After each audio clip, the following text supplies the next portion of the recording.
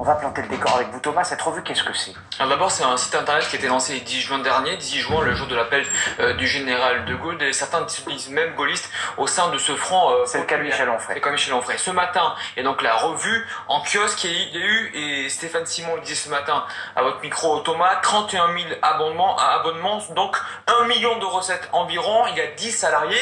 Voilà pour la forme. Sur le fond, maintenant, et vous le disiez, le mot-clé, c'est le souverainisme. On veut retrouver notre souveraineté. Voilà ce que dit le site Le Front Populaire.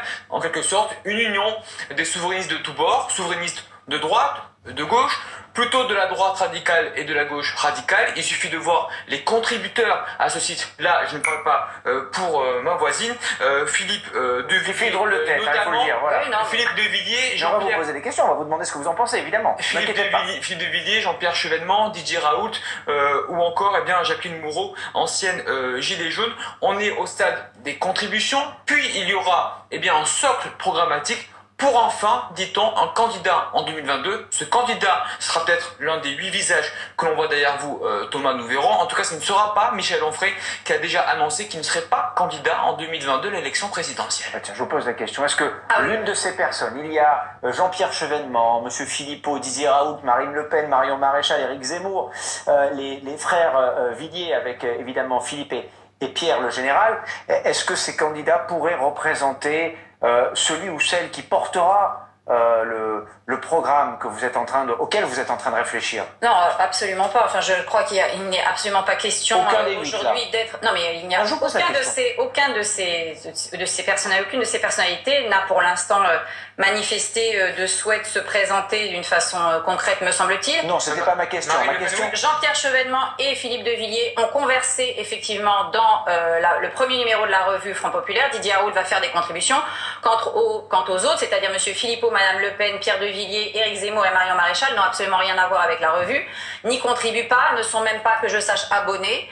Et donc, là-dessus, nous ne sommes pas sur le choix d'un candidat, nous sommes pour que les Français qui se reconnaissent dans ce qu'on appelle le souverainisme c'est une galaxie. Il y a des souverainistes à l'extrême gauche, vous l'avez dit, il y a des souverainistes dans ce qu'on appelle l'extrême droite, mais il y a aussi beaucoup de souverainistes qui sont abandonnés, qui sont perdus. Et je vais même vous donner un petit scoop. Parce que nous avons eu le journal Le Monde qui a décortiqué les 10 000 premiers abonnés de Front Populaire et qui a décelé 5 personnes qu'on pourrait classer dans l'extrême droite. 5 sur 10 000, ça fait 0,005%. Or, depuis que nous analysons les données de nos abonnés, 31 000 abonnés, nous nous rendons compte, étonnamment, que beaucoup des abonnés sont en fait d'anciens marcheurs qui sont déçus de l'hypercentralisme et de l'hyperverticalité. C'est-à-dire beaucoup. On est sur une proportion d'au moins un tiers de nos abonnés qui sont des anciens marcheurs et Stéphane Simon nous disait 70% ce matin. Voilà, ça a évolué. Non, 70% de nos abonnés sont dans une démarche qui était une démarche proche, non pas de celle d'Emmanuel Macron, mais qui sont dans une démarche de souverainisme, qui ne sont pas contre l'Europe. D'ailleurs, nous ne sommes pas contre l'Europe, nous sommes pour l'Europe des nations.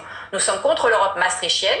Nous sommes effectivement, en quelque sorte, le retour de ces Français qui ont été spoliés de leur vote en 2005, il y a pile 15 ans, puisqu'on a réuni un congrès pour passer par-dessus le vote des Français. C'est ce que nous appelons justement les populicides, c'est-à-dire ceux qui sont indifférents à l'expression populaire. Et si justement la défiance des Français a été croissante depuis 2005, pour aboutir effectivement à ce grand dégagisme de 2017, Emmanuel Macron a incarné une forme de populisme progressiste, mondialiste. Donc les Français ont cru, certains Français ont cru en lui. Et certains marcheurs, évidemment, ont cru à cette révolution chimique. Je vais avoir besoin d'explications, pardon.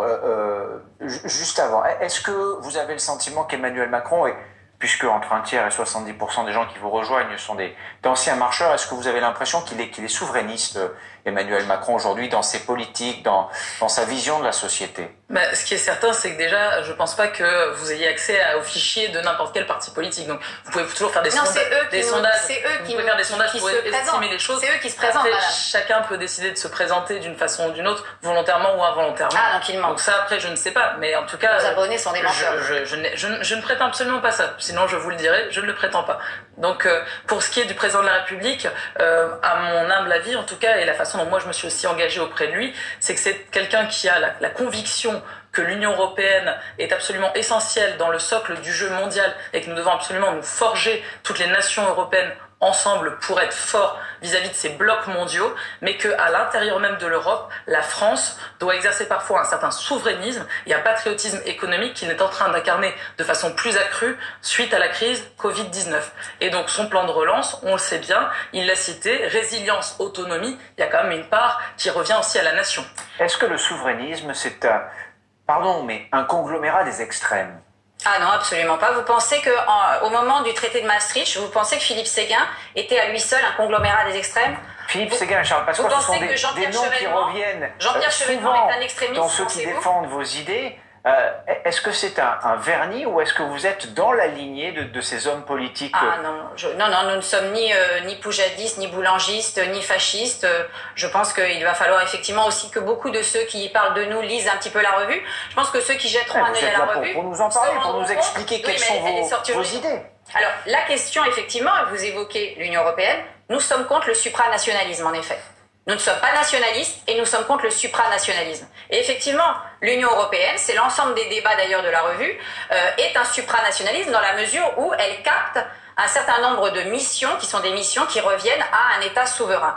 Et nous sommes donc pour une Europe des nations, c'est-à-dire des nations, qui sont effectivement souveraines en matière de sécurité intérieure et de sécurité extérieure. Nous ne maîtrisons plus nos frontières, nous ne maîtrisons plus notre budget, nous ne maîtrisons plus non plus notre droit, puisque la Cour européenne de justice ou la Cour européenne des droits de l'homme peuvent venir contester notre propre droit. Nous sommes aussi, on l'a vu, dans le cadre d'une absence totale de souveraineté sanitaire. Donc, il y a un ensemble d'espaces de souveraineté à reconquérir. Ça, ce sont évidemment vos affirmations, c'est ce que vous dites. Après, la vérité est peut-être un peu différente. On ne maîtrise plus notre budget, on ne maîtrise plus nos frontières, on ne maîtrise plus rien finalement quand on est français aujourd'hui. Non, moi j'ai l'impression qu'être député de la nation ne sert plus à rien. Ben non, absolument pas. Fort heureusement, on maîtrise nos frontières et on maîtrise un grand nombre de choses. Je suis députée frontalière avec la Belgique. Les frontières de la Belgique ont été fermées. C'était une décision nationale. Ça, je tiens à vous informer. Je tiens à vous informer quand même que c'est quelque chose qui a été décidé par la nation. Donc, on n'est pas privé du droit de fermer les frontières. Ça n'a pas été décidé par la nation. Donc, si c'est décidé par la nation, par le président de la République dans le cadre de l'état d'urgence sanitaire que vous avez fait voter. Ce n'est pas la nation. Puisqu'on peut décider effectivement préalablement que dans un temps d'urgence, le président puisse prendre des décisions. Et alors ça, c'est gaulliste. C'est pas la nation. Madame. Ah oui, mais c'est pas la nation. Par ailleurs, si c'est la nation aussi, le président représente le peuple et la nation également. Sinon, il n'a pas été élu au tournoi universel direct. Donc voilà. Si en tout cas après sur le souverainisme en tant que tel et la façon dont quelque part la France garde des pouvoirs. Bien sûr, moi je pense que sur la question migratoire par exemple, vous évoquiez la question des frontières extérieures, la France ne peut pas seule régler les sujets migratoires. On l'a bien vu, il a fallu ça parfois s'entendre avec l'Italie, avec l'Espagne, avec l'Allemagne et fort heureusement qu'on a réussi à créer des barrières et un traitement collectif de la question migratoire. Je pense aussi que sur le sujet agricole, par exemple, fort heureusement qu'on arrive à s'associer ensemble sur une régulation de marché, sur des prix et sur des aides forcément à l'agriculture. Donc cette façon de mettre en commun, et notamment on le voit là sur l'investissement qu'il faut pour la relance, la dette commune que nous sommes en train de lever ensemble, elle est positive et pour la France qui quelque part est un des moteurs de l'Union européenne, et également pour les plus petits États. Barbara Lefebvre, parmi toutes les idées que vous défendez, il n'y en a pas qui sont radicalement nouvelles, elles sont mises ensemble, et elles n'ont jamais fédéré politiquement, en tout cas dans l'histoire récente. Qu'est-ce qui pourrait changer aujourd'hui ?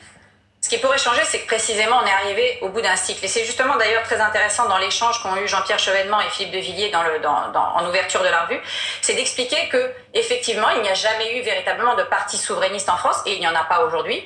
Contrairement à ce que prétend Madame Le Pen, elle ne représente absolument pas le souverainisme.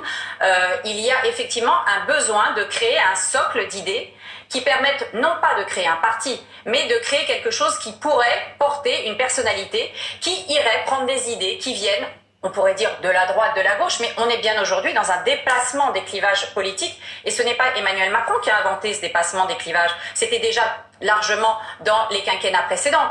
On voyait bien déjà le Parti socialiste se déliter sous François Hollande, on a vu largement l'UMP et les Républicains se déliter sous Nicolas Sarkozy. Nicolas Sarkozy, François Hollande ont été les artisans de l'accélération de ce délitement qui, pour nous, est véritablement né avec la trahison de la parole des Français. Donc, pour vous, aujourd'hui, politiquement, il y a un espace. Thomas Soudi. Au sein de l'exécutif, on a une crainte. Ce n'est pas l'élection de Marine Le Pen, c'est l'émergence d'une figure aujourd'hui populiste. Vous posez la question de l'instant. Est-ce qu'un populiste peut gagner face à Emmanuel Macron ? Tous les ingrédients on peut penser, sont là aujourd'hui pour le cocktail explosif, la crise des Gilets jaunes, le rassemblement, les manifestations sur les retraites, la crise sociale qui ne fait que commencer et qui va évidemment prendre de l'ampleur après cette crise sanitaire du Covid. Le risque, c'est plus un Trump que Marine Le Pen. Voilà ce que me disait un ministre du gouvernement. Donc aujourd'hui, au sein de l'exécutif, on craint plus l'émergence d'une figure que peut-être on ne connaît pas encore. Car souvenez-vous, M. Macron, on l'a connu 2-3 ans avant 2017. Les derniers mots, sondage Elab au mois de février dernier, un Français sur 4 veulent un candidat pas issu du monde politique en 2022. Ça, c'est plutôt bon signe pour Front Populaire. Une dernière question, Barbara Lefebvre, très simple. Y a-t-il une différence aujourd'hui entre le souverainisme que vous défendez et le populisme? La raison pour laquelle je vous pose cette question, c'est que Stéphane Simon, ce matin, ici même, a beaucoup évoqué les Gilets jaunes quand on parlait de Front Populaire. Donc voilà, on peut se poser cette question-là. Le populisme aujourd'hui, c'est ce que certains en réalité considèrent comme la souveraineté populaire. Donc effectivement, nous, à Front Populaire, nous souhaitons réconcilier ce qu'on pourrait appeler la souveraineté populaire et la souveraineté nationale. La souveraineté populaire, c'est la base même de la révolution de 1789, c'est de dire que chaque citoyen détient une part de souveraineté qu'il délègue à un élu. Donc et vous êtes la voix politique des Gilets jaunes, ce que eux n'ont pas réussi à faire finalement. Non, mais vous verrez, si vous allez voir le site, il n'y a pas que des Gilets jaunes. Il n'y a pas que des Gilets jaunes. Alors vous avez raison. Une, par exemple, la première Jacqueline Moreau, en l'occurrence. Voilà, Jacqueline Moreau. Et dans si vous allez dans les onglets sur les cahiers de doléances, vous voyez les principales propositions qui sont classées par ordre de popularité.